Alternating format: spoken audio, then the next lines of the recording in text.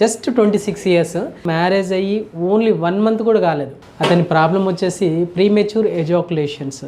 So వీర్యం త్వరగా పడిపోతుందనే ఉద్దేశంతో మన దగ్గరికి రావడం జరిగిందనమాట. అతను ఎవరికి చెప్పుకోవాలి, ఇంట్లో చెప్పుకుంటేనేమో ఏమంటారు అని చెప్పేసి ఒక రకమైనటువంటి భయం, ఒక రకమైనటువంటి బాధ.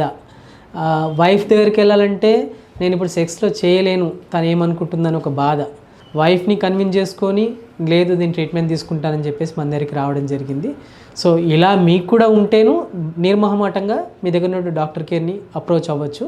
సో అండ్ రీసెంట్ మ్యారేజ్ అయింది, ఈ ప్రాబ్లం ఉంది అన్న వాళ్ళు కూడా భయపడాల్సిన అవసరం లేదు, బాధపడాల్సిన అవసరం కూడా లేదు, డిప్రెషన్లోకి వెళ్ళాల్సిన అవసరం లేదు. సో ఏంటంటే ఈ సెక్స్ అనేది ఏంటంటే మీ ఒకరికే కాదు, మీ పార్ట్నర్కి కూడా చాలా రకాలటువంటి ప్రాబ్లమ్స్ని క్రియేట్ చేస్తూ ఉంటాయి అన్నమాట. సో ఇమీడియట్లీ మ్యారేజ్ అయిన తర్వాత వితిన్ 1 మంత్లో కూడా డివోర్స్ వరకు వెళ్ళే కేసెస్ కూడా మనం చూస్తున్నాం. దాని గల కారణాలు ఏంటంటే మేల్ అండ్ ఫీమేల్ మధ్యలో ఉన్నటువంటి పార్ట్నర్స్ మధ్యలో ఉన్నటువంటి సంబంధం, సెక్షువల్ సంబంధం అనేది ప్రాపర్గా లేనప్పుడు దానివల్ల మీ యొక్క పర్సనల్ లైఫే కాదు మీ ఫ్యామిలీ లైఫ్ కూడా డిస్టర్బ్ అవ్వడానికి అవకాశం ఉంటుంది.